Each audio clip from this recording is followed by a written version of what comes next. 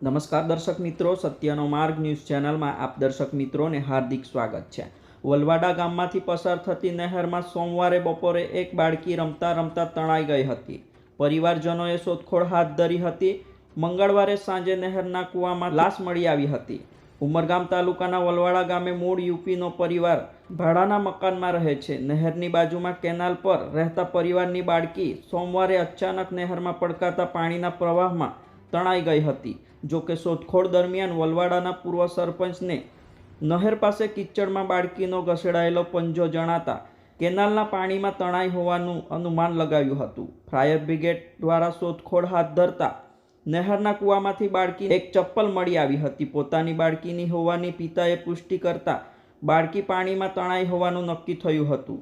મંગળવારે નહેરના કૂવાનું પાણી ખાલી કરતા બાળકીનો મૃતદેહ મળી આવ્યો હતો, જેને બહાર કાઢી ભીલાડ પોલીસને સોંપતા પોલીસ સીએચસીમાં પીએમ માટે ખસેડી એડી નોંધી વધુ તપાસ હાથ ધરી છે।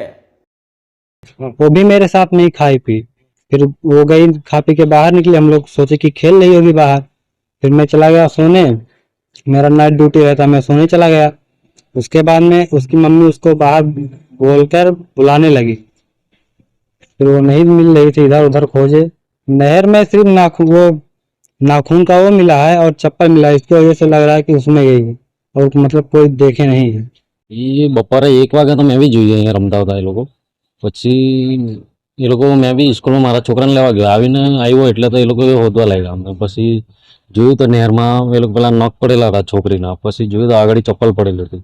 એ લોકો કહે કે અંદર જ ગયેલા છે, અંદર કદાચ નારામાં જ ગઈ હશે, અંદરથી નીકળી શકાય તેવું નહીં મળે। હમણાં તો પાણી બહાર કાઢવાના છે, બહાર કાઢીને પછી બચાવની કામગીરી ચાલુ।